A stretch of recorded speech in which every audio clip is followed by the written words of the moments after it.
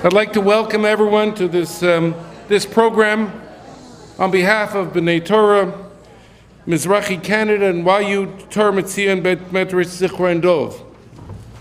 We are here tonight because I have no doubt that I am not the only one experiencing, over the past few days, a fair amount of pain, concern, worry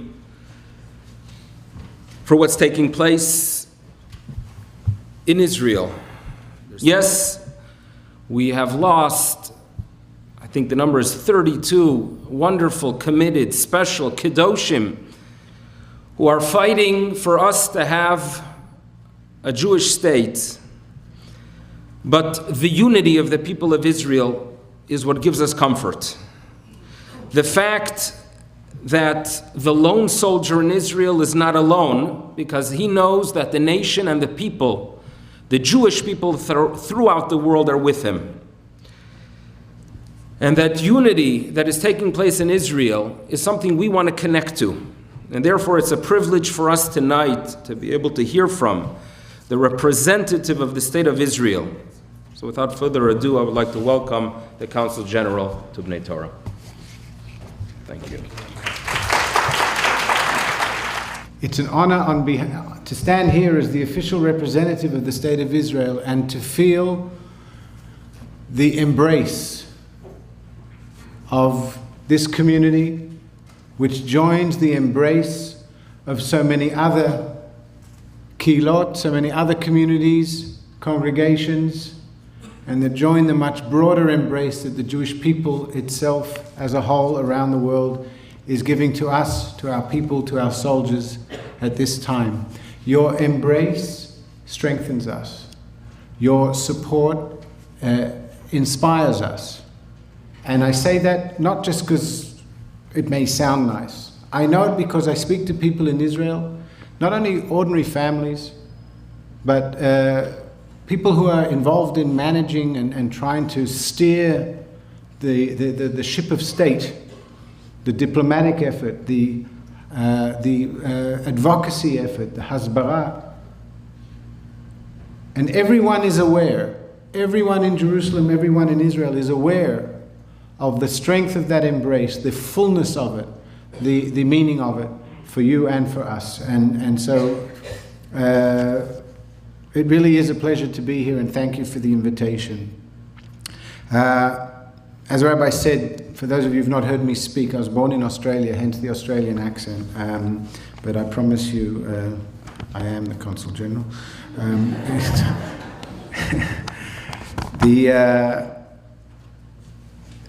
It's also a little bit humbling to stand up in front of an audience. How many people here have family in Israel? Hands.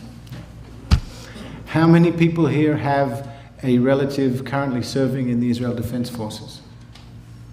How many of those are sons or daughters? Yeah. My kids are 8 years old. They're not yet in the army. They haven't yet served. I haven't yet been through that part of being an Israeli. And it's always humbling. I'm the guy. I'm supposed to stand up and give the official speech and all the rest of it. But I don't know what it's like yet to live with that, and to have the concern and the worry, and to know, in very real, concrete, personal, family terms, what it means to put lives on the line and to have these brave soldiers standing up and fighting for us all. And it is genuinely humbling to speak to people who are living that even more profoundly than we are, than many of us are, than I am. As the Rabbi said, we have 32 soldiers who have lost their lives so far in this battle. There are 134 soldiers who have been wounded in this battle, many of them seriously wounded. There is one soldier who is missing in action. The sacrifice that these people are making on behalf of the State of Israel and on behalf of Jews everywhere, and I believe on behalf of the values of democracy and so on, is an immense one, and it's one that we that we must express our acknowledgement of in every way we can. Max Steinberg made Aliyah from Los Angeles, I believe. Nissim Shawn Carmeli made Aliyah from, I've forgotten now where it was, Texas. At their respective funerals this week, and this is one of the great powers of social media, 20,000 came to one of them and 30,000 came to the other. Lone soldiers, boys who went to Israel without their family, they don't have parents there, and yet their funerals were larger than any other funeral. Why? Because, as I said at the top, the people of Israel, the citizens of Israel, understand the connection between us and the Jewish world. They understand the particular sacrifice of those who've chosen to come to Israel and who have paid the ultimate sacrifice. And they want, the citizens of Israel want to express in some way their gratitude, their acknowledgement, their appreciation, their understanding of what that means. And that's why you saw such a huge turnout at those funerals. I was speaking to colleagues today. The entire North American department of the Israeli Foreign Ministry went to the Shiva home of Shawn Carmeli yesterday evening. And they were telling us today that the queue into the home was stretching outside onto the street outside. Again, this is a boy whose family isn't there. This isn't a social network of normal things where people have neighbors and you know, you build up a life of connections. This boy made Aliyah just recently. And yet the line for the Shiva stretching out into the street.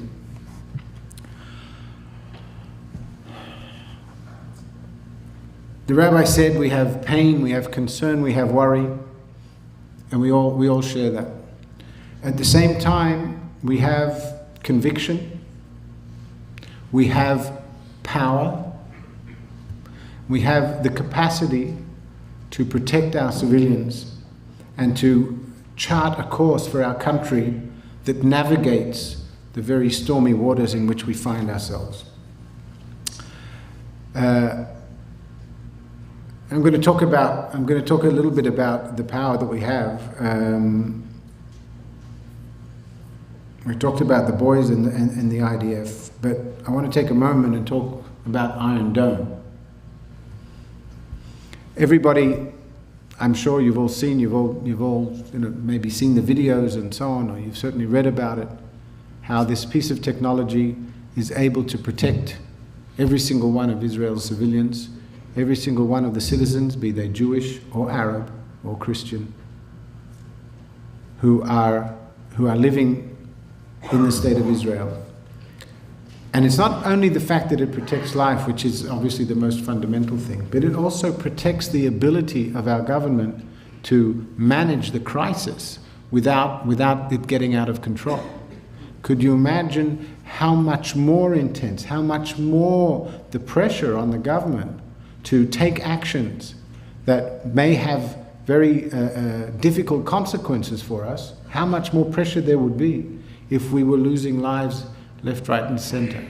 Thankfully, Iron Dome provides us the room for maneuver as a country, as a government, that we need in order to prosecute this campaign with wisdom and with the appropriate, if you like, the rational approach, rather than getting caught up in the emotions that no doubt would happen were we to be losing that much more life. The aeroplanes that were cancelled for a couple of days from around the world, there was absolutely no risk whatsoever to aeroplanes flying into and out of Ben Gurion. The IDF and the Israel Airports Authority and the Israel Civil Aviation Authority have been working for years to make sure that Ben Gurion remains open and can remain open under circumstances of Hamas rocket attacks against Israel. And so when the flights were cancelled, there was no reason for it. The statistical assessment of the best minds in the IDF who understand the trajectories and all the rest of it, is that the risk to a plane, either on its approach to land or on its takeoff, is 1 in 100 million. the risk that some rocket or something will hurt that plane. And the risk that a random rocket would hurt a plane that's flying, that's not, on the sort of heading down towards the runway or on its takeoff, the risk is even lower. It's 1 in a billion. So there was no reason for this cancellation of the flights. And we're very glad that the FAA and all of the airlines have chosen to restore their flights. The point I wanted to make, though, about the flights is, again, it brings us back to Iron Dome. The ingenuity, the brilliance of those who invented Iron Dome, who've come up with the technology that within seconds can identify the trajectory of an incoming hostile rocket whose only purpose is to destroy Jewish lives and Jewish property. That we have come up with a way of taking that offensive weapon away from our enemies. It's a phenomenal achievement. A phenomenal achievement. We have denied them what they thought was their big, huge strategic advantage. We've taken away from them. Doesn't mean that the battle is over, doesn't mean that there aren't risks, doesn't mean that there aren't threats. I'll talk about the tunnels in just a second. But what a huge achievement. So when we talk about the pain and the concern and the worry, yes, but let's also recognize and celebrate the wonderful things that we've been able to do in order to protect ourselves, in order to give the most amazing modern expression to the sanctification of life. It's a Kiddush Hashem. It really is. We're protecting lives. We're protecting the state and its ability to maneuver in very difficult circumstances. We're protecting all of the civil aviation. And we're doing it with our own ingenuity, with the help of the United States in terms of funding and manufacturing.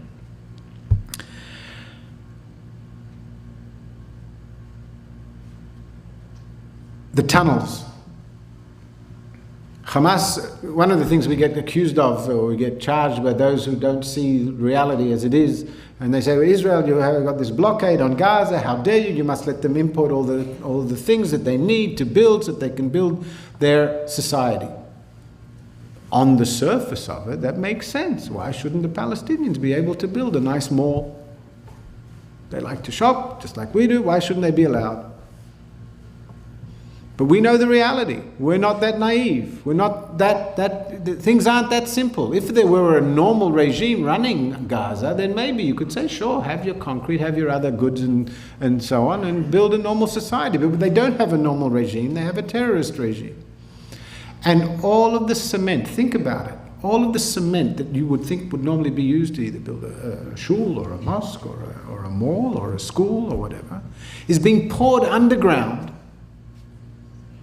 in order to build these networks of tunnels whose only purpose, well actually they have three purposes. Firstly, it's an import-export business. In case you ever need to explain it to anybody who doesn't understand, say what they do is they import rockets through the tunnels under Egypt and at the south there, and then they export terror through the tunnels coming into Israel. But the truth is, in less simple terms, there's three purposes to those tunnels. One, to give them access into the state of Israel so they can just pop up literally in the middle of a kibbutz and attack those civilians. Secondly, to store and maneuver their rockets and so on. And thirdly, to protect their leadership.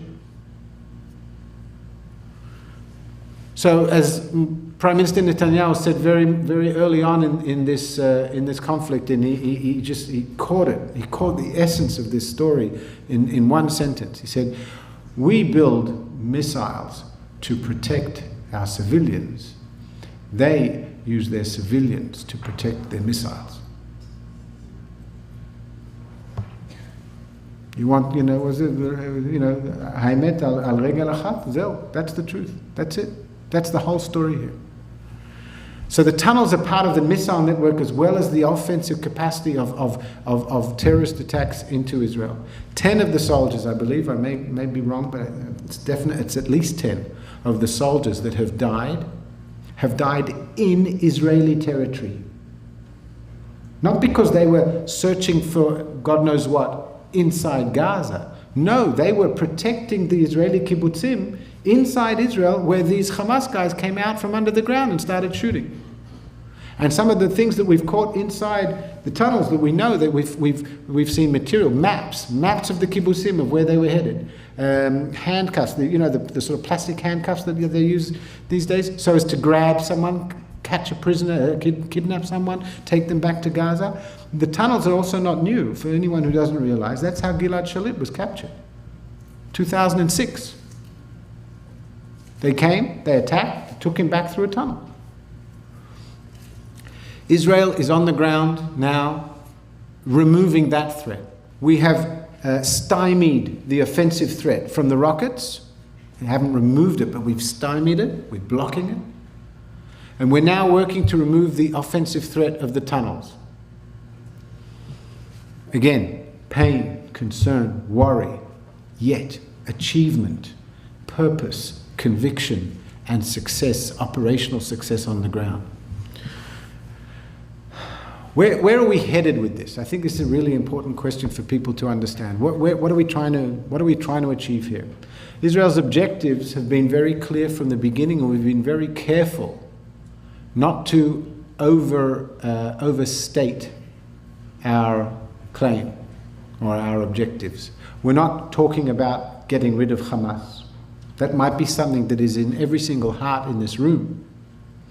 But it's not something that we can set as a legitimate operational goal of a military campaign. To do so would be to incur huge, heavy losses of our own young men, and possibly and possibly civilian losses as well from the sort of the barrage that we may encounter from that. Israel has not set as its objective that the Hamas regime should be toppled. And there are all sorts of reasons I won't go into it now, but one of them is the cost that it would take to do that. The objective of this operation is to restore quiet to our towns and cities. That's it. It's a legitimate objective. How do we do it? We degrade the Hamas ability to attack. And we also change the conversation. And this is where I want you all to realize this is where we're headed. There's a military operation going on at the moment. We worry about the soldiers. We worry about what's happening in Israel and the civil defense and all of our friends and relatives running for cover. The story going forward is about one thing. 2 words. Disarming Hamas. We're changing the story here. We're not getting back into the same circle, and I remember taking questions on this right at the beginning of this. Oh, another round of violence, it's just more of the same. Why doesn't Israel do the job? Why isn't it? All that sort of talk. Bottom line, we're changing the story here. We're changing the conversation. We've already achieved huge gains in terms of international perception of how central a problem, how central an obstacle Hamas weapons and the Hamas use of these weapons, that's the indiscriminate use of weapons to attack our civilian population, how much that is an obstacle to the agendas that many other people share. Peace, economic development, basic realization of fundamental Palestinian rights to, have a home and live a normal life. Our friends around the world understand that Hamas is the obstacle to that. We're using this opportunity that their military assault upon us has given us to turn the tables on them. We're paying a heavy price to do it, but that is what our objective is. The EU, not always known as the group of ministers and countries that are, on Israel's side and standing up for Israel's rights, made an announcement on Tuesday that they recognize that Hamas is perpetrating an unjustified assault on Israel's civilians. Their rocket fire should stop, and that Hamas must be disarmed. The idea is getting traction. The UN Secretary General has also spoken of this. The United States speaks of it. The White House spokesman said it yesterday. And in the ceasefire terms that John Kerry has just this evening put out to Hamas and coordinated with Israel yesterday with Prime Minister Netanyahu, The issue of disarming Hamas is on the table. This could be a complete game changer, and Hamas is not going to take it lying down. Don't let us kid ourselves. But getting that onto the agenda, rather than what we had even 2 months ago, where the world was saying, yeah, you know, Hamas, it's a legitimate part of the Palestinian government. You know, they made a deal with Fatah, so you've got to welcome them into the government. And they put up these bureaucrats and said, well, it's not a Hamas government, it's a technocratic government. There's no such thing as a political vacuum. You don't have, if there's a technocrat in the front room, there's someone managing the politics in the back room. That's how it works. And Hamas was part of the Palestinian government. I don't think we're going to see that quite so readily. Or if we do, it'll be a different Hamas, which hard to imagine. But if we do see Hamas coming back into any kind of governing position, it'll be because the issue of their disarmament has been put front and center, and we will have made a huge progress in that direction. So again, worry, concern, but we know what we're doing, and we have an agenda that will help make Israelis safer, an agenda that will remove the ability of Hamas to threaten and terrorize our civilians, and to undermine our political objectives of reaching a political accord with the Palestinians that it will allow us to continue to build and nurture our country in peace and in security. I want to say a couple of words about the sort of the key arguments that I think are most relevant when people encounter those who aren't already, in agreement with you, whether it's at work or dealing with what your children may ask you or what you see on the media and so on. And then a couple of words about what's happening here in Canada. Firstly, when it comes to the media, and I'm sure I'm going to get a question on this, so I'm not going to take too long on it now, because I know it's in everybody's minds. But just as an opening salvo into the discussion of the media, it's clear that for many editors, whether it's on TV or in the newspapers, the story is the civilian suffering, civilian loss of life, and so on. It's very difficult to convince news organizations who are ultimately commercial outfits. They want to sell their newspapers. They want to achieve higher ratings. It's very difficult to take them away from the sort of the blood and gore agenda, to zoom out and see the story for what it is. I want to say two things about that. It's hard, but I think it's actually strong. We're not going to win the media war. And we're not going to win it because of who we are and what we believe in. You win this kind of media war if you want to go into the body count war. You only win it by having more bodies. We're not going to die to win the media war. We're going to use Iron Dome to protect our civilians. We're not going to use our civilians to protect our rockets. And so we cannot win the media war at its rawest form. We will not create pictures of dead Jews. We're not going to do it. Every fiber in our body stops us from doing that because we believe in life. So we're going to take some hits in the media. And I know it's frustrating and I know it's difficult, but it's the right thing to do.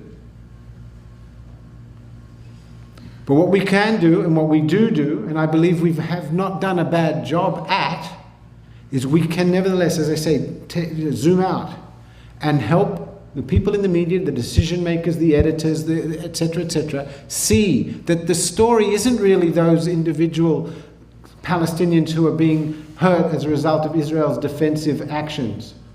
The story is Hamas. Every single aspect of this entire story pivots on Hamas. If they wouldn't have been shooting rockets at us, we would not be defending ourselves now. If they hadn't built the tunnels, we wouldn't be operating in Gaza to destroy the tunnels. If they weren't inciting to violence and hatred and teaching their children to hate us, then we wouldn't have to face all these terrorists who are really ready to sacrifice themselves. The entire story hinges on Hamas. And we say this to the media, and we say this to the political leadership. And to be honest, having been through many of these rounds, I served in the UK in 2000 when the so-called Second Intifada broke out, dealt with the British media then. We've been in these circumstances before, and I assure you we are doing much, much better. There is greater understanding. And what we're succeeding in doing, and I said it before about disarming Hamas, we're succeeding in driving a wedge. Not perfect, not fully done, but we are succeeding in driving a wedge between people's sympathy for Palestinians and for the Palestinians as a whole, the Palestinian cause, and their understanding of Hamas's role in that. We're hiving the two off from each other, which is a great thing in terms of weakening of Hamas. Many of you may have read in today's National Post a poll, a public opinion poll taken inside Gaza in June, assessing whether Gazans really believe in the rockets and the terror and so on. And many of them say they don't. They'd rather work in Israel than be involved in hostilities with it. Hamas and the Palestinian society are not one and the same, and we have a huge interest in making that distinction ever more clear and ever more real. So Hamas is the story, not the civilians who are being unfortunate enough to be caught in the war. Today, a school was hit by IDF fire in Khan Yunis. Apparently 15 people were killed. The headlines don't look good. And I'm guessing that's probably going to be the headline story tomorrow unless the ceasefire efforts sort of outflank it. What you won't see in the headlines is that yesterday already Israel told UNRWA, the UN Relief Works Agency, that we plan to bomb that school because that school is being used as a site for rocket attacks against Israel. We told them to evacuate everybody from that place because that place had stopped being a school and it had become a military facility. Hamas refused to let all the people go. Hamas was this morning stopping people, civilians, from leaving that area. Now again, we may not win the headline may look bad, but we are out there fighting these battles, telling these truths, and that's why also I'm sharing them with you. I mentioned just now, school, it's not actually a school, it's a military installation. It's not nice to talk about it in shul, but I'm going to do it anyway. There was a U of T professor recently, I remember reading in the newspaper that was that was sort of charged for pedophilia. Remember seeing this story? That's not pleasant. But whenever we hear whoever he was, I don't remember the name, doesn't matter. Whenever we hear that person, we know of that story, do we think of him as a university professor or do we think of him as a pedophile? I remember when I was in the UK, there was a doctor, Dr. Schiffman. He was in Manchester. He killed 36 people. I don't know, through using drugs, whatever. He was a murderer. He still had his medical degree. But his act of murder meant that in anybody's consciousness, he may have been a doctor, but he was a murderer. The same thing here. A school is a school when it's being used as a school. A mosque is a mosque when it's being used as a mosque. But if it's being used as a storeroom for rockets, if it's being used as a command post for terrorists, then it's no longer a mosque. Doesn't matter what shape its minaret is. Doesn't matter what purpose it originally had. It's now a military installation. And by international law, we have every right to strike at that building. Every right. Again, the pictures may not always work in our favor, but we will do what we have to do to protect our civilians, and we will do it within the law, and we will stand up to account I'm telling you this, friends, and again, share this with anyone and everyone who you talk to. There is not a single army in the history of humankind, in the entire history of humanity, that has taken the care and the precautions for the lives of the civilians on the other side that Tzva Haganah Yisrael has taken. And we wear that as a badge of pride. A badge of pride. And I don't care what people say, those who don't know and don't hear. We wear it as a badge of pride, and we urge everyone who supports us to wear it also as a badge of pride and to sing it and sing it loud. Because as long as we stand together and know these fundamental truths, we will survive and we will thrive. There may be people out there who don't see it. There may be people out there who criticize us. The Human Rights Council of the UN. But the truth is what is strongest. If we didn't have that on our side, if we didn't have this conviction on our side, then we would really be in trouble. But we're not in trouble because we have that. Finally, when it comes to the basic truth that we need to keep repeating, firstly, again, it's not about the civilian loss of life, it's Hamas. Hamas is the pivot, the hinge of everything. Secondly, that Israel is, that military installations are legitimate targets, even if they once used to be, even yesterday or even last week, used to be a hospital or a school. We're in our rights, it's legal. Thirdly, Israel has agreed to every ceasefire proposal. We're not the ones looking for the fight. We're not the ones who are choosing indiscriminately to target civilians. This message also has to be conveyed at every opportunity. I want to say one thing about Canada, and then I'll open it up to questions. Friends, Canada is leading the world.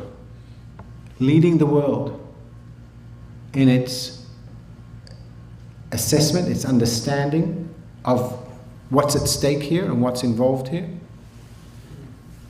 And also in the solidarity being shown beyond the political echelon, beyond the government itself, but within the society. Again, we have pockets of criticism. There have been some demonstrations against us. Not surprising. But the support that we're receiving from across the Jewish world, but also way beyond, is immense. In political terms, the Liberal Party and the NDP have joined in condemning Hamas' indiscriminate rocket attacks against Israel and in acknowledging Israel's right to defend itself under these circumstances. Israel is not a wedge issue here in Canada. Israel is a matter of consensus. Not everyone has the exact same, point of view, but you won't see the Canadian sort of political world dividing on pro and against lines. It's a phenomenal achievement. It's an achievement of this community. It's an achievement of the advocacy agencies and of long work being put in by many good people. Canada understands. Not everyone in Canada agrees, but compared to every other country in the world, Canada is ahead. And it's something that we're very grateful for, and I think every member here of this community can take some credit for. So, just to finish my presentation, and then we'll take many questions. We are all concerned, and there is a lot of worry, and there is a lot of pain. And our families running for cover in Israel. It shouldn't happen, and it will stop. But alongside the pain and the concern, please know, and please take some of the credit. Know that we are strong, we know where we're headed, and we are able to overcome this obstacle as well as all the others that we've faced. We're going to read Parashat Mas'ei this week. At the end of it, we say together, Chazak, Chazak, v'nitchazek. That's where we are. Thank you very much. First of all, I think there's one component that was conspicuous by the absence of your remarks personally here. And I know I speak for everybody that we're grateful to the IDF and the forces and so on, but I think we also need to understand that they're all shluchim of Hashem, that God plays a very important role.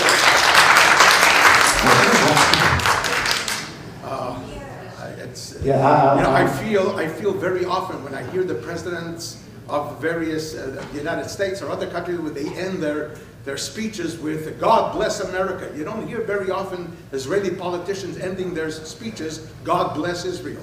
We need to learn we're a Jewish state, we're a Jewish country. The prayers and the davening that continues to go on throughout the world, Jewish world, Me'arba Kanfot Haaretz, is a very important component to the success, Baruch Hashem, so far, and we hope it'll continue, the hatzlacha of our soldiers. But that's not my question. The comment was that I was remiss in my remarks for not having mentioned that all of the Chayalim and everybody else are Shluchei Hashem, and that we as a Jewish state, that the tefillot and everything from the Jewish people have been part of what has allowed us to get to where we are. I acknowledge I didn't include it. There are many things I could have included. I tried to limit my remarks, but also I will say I'm here as a representative of a modern sovereign state. Of course, it's a Jewish state, but we don't necessarily bring that into everything. But go ahead.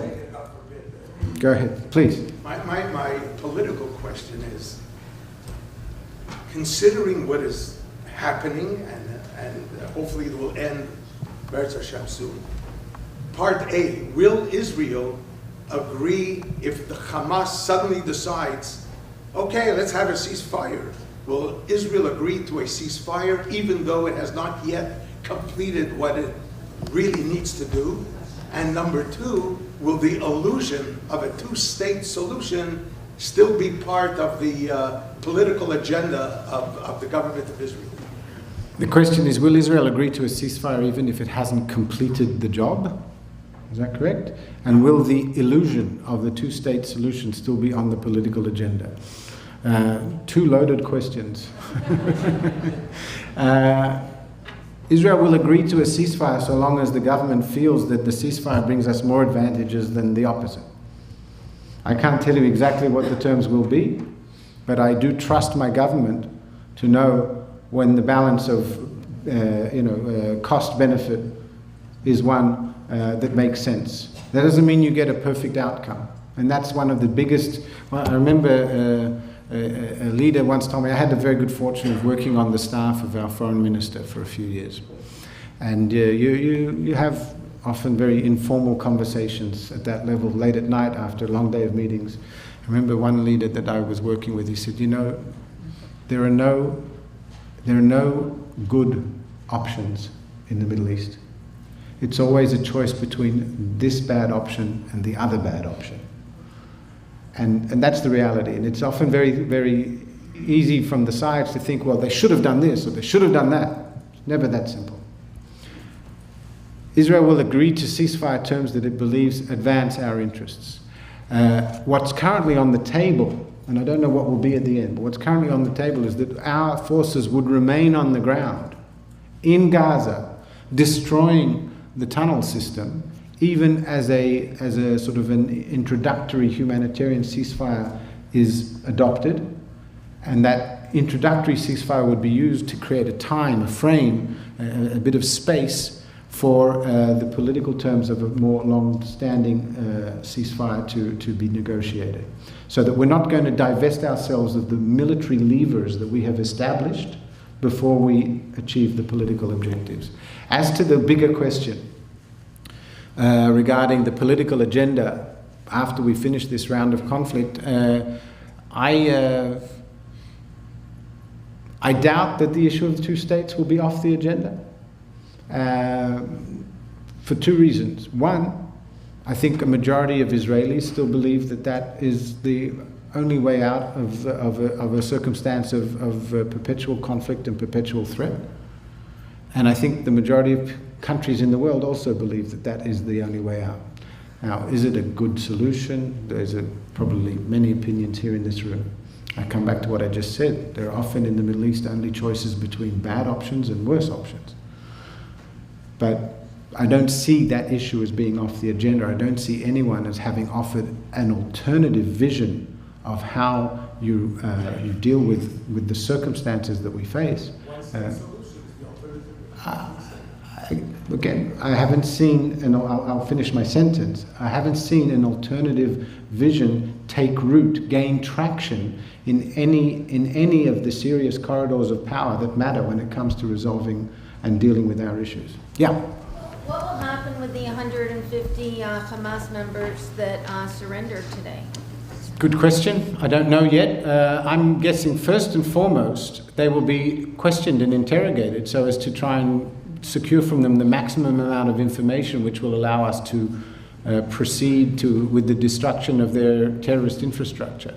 Ultimately, if you mean, are they going to be used as bargaining chips, political bargaining chips? No, are we going to have to support them? They'll go into our jails and use up our resources. When it comes to, you're in a situation of armed conflict.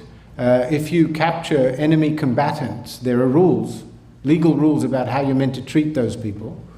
And I'm pretty sure that Israel will abide by those rules. At some point, we might find it more sort of serves our more wise and serves our interest to hand them back. But if we feel that we should keep them in incarceration under the proper rules of armed conflict, then that's what we'll do. Where does Abbas fit into the picture? How is he being perceived as a result of the war, and how will it affect Israel after the war finishes? The question was, how is Abbas perceived, and what's his role, and how will it affect his role after this round of hostilities is over?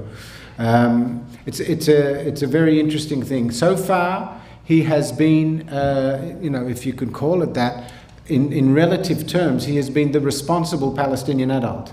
When it comes to the Palestinian side, his voice has been one of far greater moderation, and he has opened up channels of dialogue that we can work with when it comes to resolving and stopping the violence and getting to to the next stage of how we address the issues.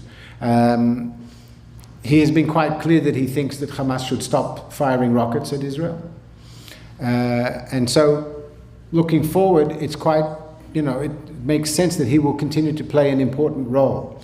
That said, just tonight we've seen violence in the West Bank and in East Jerusalem. Many of you may not have caught up with that, or some of you will have. So, and tomorrow is a difficult day. Tomorrow is the last day of Ramadan, I believe, and it's also the Iran always celebrates every year what it calls Al-Quds Day, Jerusalem Day. And it's always a time when there are higher tensions and so on. So there's a lot that he has to do yet to keep control of the situation in the West Bank and to forge a genuinely pragmatic and moderate and constructive course. So I wouldn't give him a sort of a free pass or anything like that. But thus far he has been playing a constructive role that we and the United States have been able to work with in dealing with the immediate threat of the Hamas missiles and infiltrations.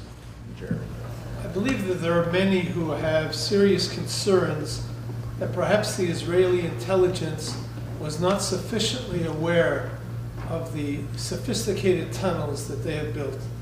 Because if they had, surely they would have dealt with it earlier. Could you comment, please?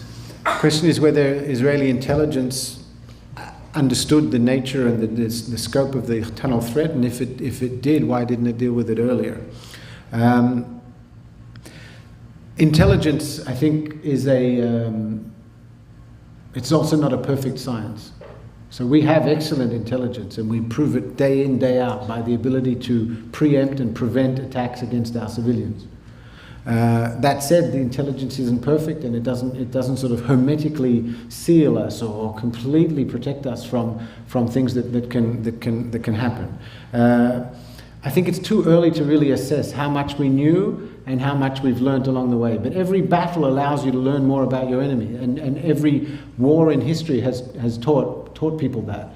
Any military expert will tell you, you only know so much until you engage in battle, and then you suddenly learn the tactics and the ordnance and the skills and so on of the army which you're facing. And this is what we're encountering as well. One of the things that I've read is that some of the weaponry that Hamas has is more advanced than we had anticipated. So our intelligence is busy monitoring Iranian supplies, and there have been various stories of how we have stopped supplies coming through Sudan, and and we've caught ships coming in and so on, but it doesn't mean we've caught everything. So yeah, their ability to, and also to manufacture things, they've been given the plans. I saw, again, an Iranian leader today said, they gave a sort of a, a birkat derech to Hamas, saying, yeah, we used to supply them with arms, but now they know what they're doing all by themselves, go Hamas. This is the Iranian message to them today. So that there are abilities that they have that we probably didn't know to the full. I don't think that's an intelligence failure. I just think that it's an honest recognition that you don't always know absolutely everything. In terms of going in beforehand, again, you work in a world of constraints. You can't just walk into Gaza and decide you're going to undermine all the tunnels. You could, but you'd pay a high price. And at the moment where we're clearly perceived by the world to have been attacked, and clearly understood that we have a right to self-defense, and that right to self-defense has been acknowledged and repeated and reasserted by so many government leaders around the world, those are huge advantages to us in the prosecution of our effort to demolish the tunnels now. So again, it's always a matter of finding the best way of dealing with a very difficult set of circumstances. And there's no opportunity where you just say, hey, you know what, this doesn't work for me, I'm going to fix it and go home. Never quite that simple for us. Over the last 2 days, at the Zionist Federation office here in Toronto, I've received at least a half a dozen phone calls with the same theme. They're prepared to leave Toronto and go to Israel and help out wherever they can. Is there such an area where they can, where I can sort of guide them? The other second aspect of this, what is Israel looking to us to help them as a community? Okay, two great questions.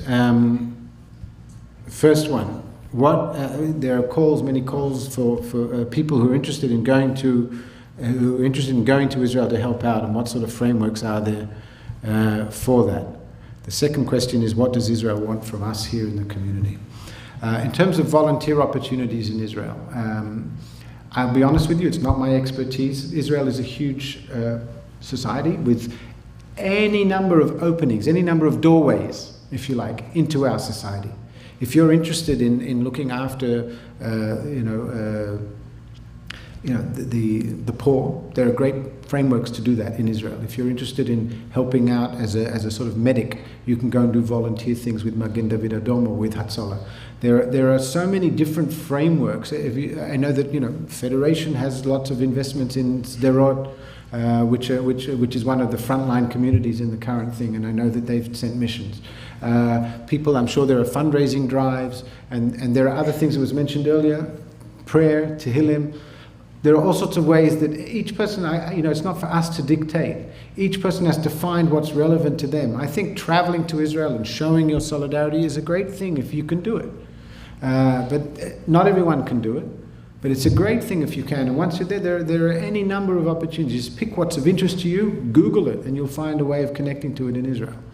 And there are lots of agencies here that can help you do that, whether it's JNF or the Federation or Bnei B'rith or the universities or all the friends of the friends of the IDF, the friends of Magen David. There's so many charities. And if I left any one of them off, I'm sorry. Emunah Women is probably a great framework. I'm sure they have things to help with maybe with the families of the soldiers and so on, which connects to your kehillah maybe. There's so many frameworks like that. In terms of what we're looking what we would like to see from our Jewish family here in Toronto, I think it's a mixture of things which I've alluded to, but I'll sort of say them a couple more specifically. One is stand tall. Stand tall. Know your convictions and share them with the people around you. It's a great thing when especially with those who don't necessarily agree with you. Obviously within your own families and within this shul, that may be the easy thing. The question is beyond those circles, those immediate circles. You talk to someone, you start the conversation, say, have you been seeing that stuff about Gaza? I got to tell you, I feel so bad about it. I just wish Israel didn't have to fight. But it's forced, and you start the conversation. Share your conviction, share your passion, share your knowledge with those who may not have those convictions, that passion, that knowledge. It's a great contribution. And when it's human and genuine, we don't need international legal experts. We don't need advocates like that. We need character witnesses. And every single person in this hall is a character witness for the uprightness, the decency, the morality, and the legitimacy of what Israel is and what Israel does. That's a great contribution you can make right then and there. Each person in his own workplace, each person in his own extended family and his extended networks. At the political level, I mentioned it before, write to your MP. Write to your MPP even, although it's less relevant at the provincial level. But write a note. We all have email. We all have pens and papers. Right? I very much appreciate Canada's stand regarding Hamas terror. Done. 30 seconds. Put it in the mail. Phenomenal contribution. Send it to the Liberal and NDP parties as well, not just to the Conservative Party. I'm a Canadian citizen. I believe that we, as a democracy, etc., etc. Whatever you believe, I'm not dictating to you.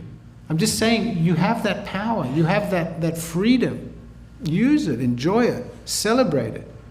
Bring what's important to you to the attention of those who represent you. I think it's a wonderful thing. In the media as well. We all tend to see media as something passive. We grew up sitting on the couch, watching the television, or going out the front door in the morning, picking up the newspaper and then reading it. But the truth is the media is a two-way street. It's an interaction. You can feed back online, you can write on every article, you can immediately tap something as a response, or you can write a letter, or you can phone in.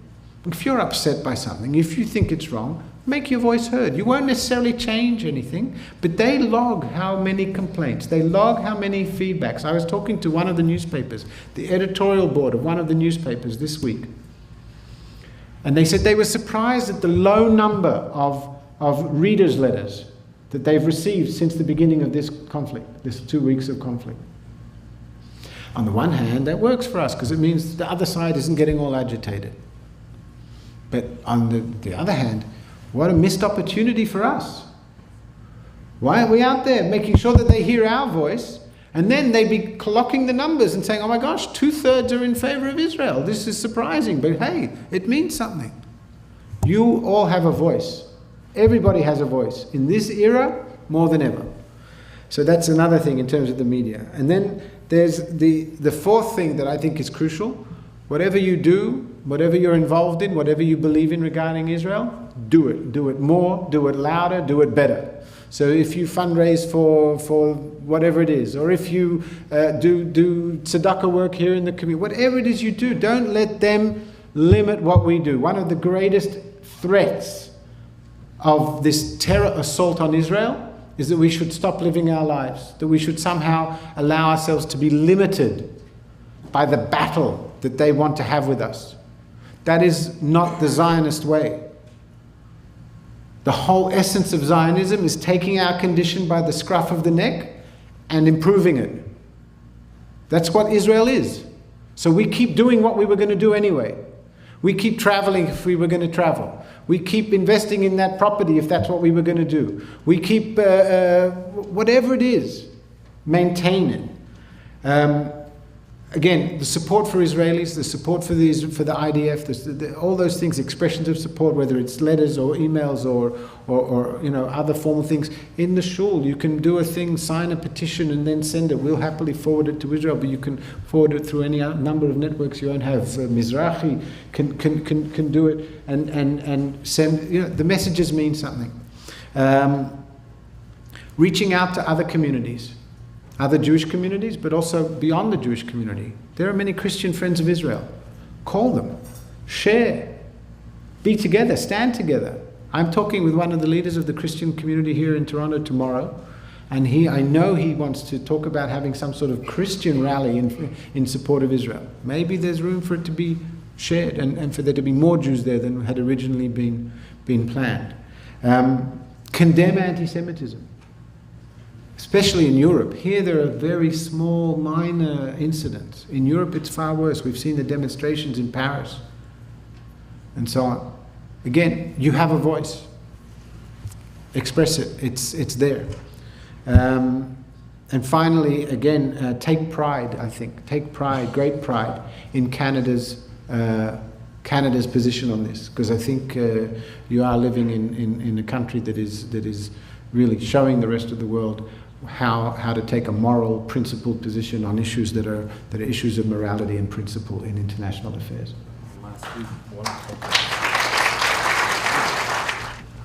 On Tuesday afternoon, the patriarch of our Mizrahi movement went from Yerushalayim to Sderot.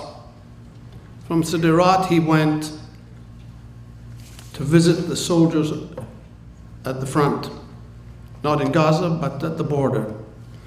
And from there to Netzarim, the community that the Toronto Jewish community had rebuilt. I received a call when he returned back to Yerushalayim, and he told me that the two projects that we need to get involved in are the following, and you have the leaflets in front of you.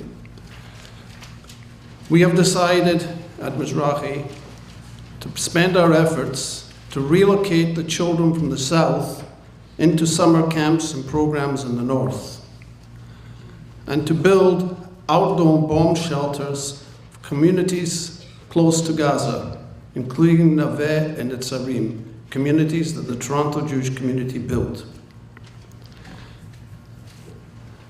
In doing so, we were also able to get one of the major Jewish philanthropic organizations in the world to agree that whatever money we raised, they would match it dollar for dollar. So we are appealing to you tonight, obviously, to come forward and support these projects. You can do it tonight, or you could do it by logging on to the Mizrahi website, mizrahi@rogers.com. Every dollar we will receive will be matched by another dollar from this organization. So we thank you in advance. Consul General, I know it was very difficult with the schedule that you have, and I believe you have another speaking engagement tonight. You are at the center right now, going around the entire community, explaining our position, the position of the people of Israel, and you do so with great pride. And we really want to take this opportunity to thank you very much for allowing us here at Bnai Torah to have the opportunity to hear from you this evening. We look forward, and I know our president has extended this invitation to you. We would very much, at a calmer time, like to have you here for a Shabbat, spend Shabbat at Bnai Torah, and get to know really what a true Zionist community here we have at Bnai Torah. Thank you very much, and kol tov, and good luck in all the work that you are doing. Thank you. Continue doing the Thank you so much. Thank you.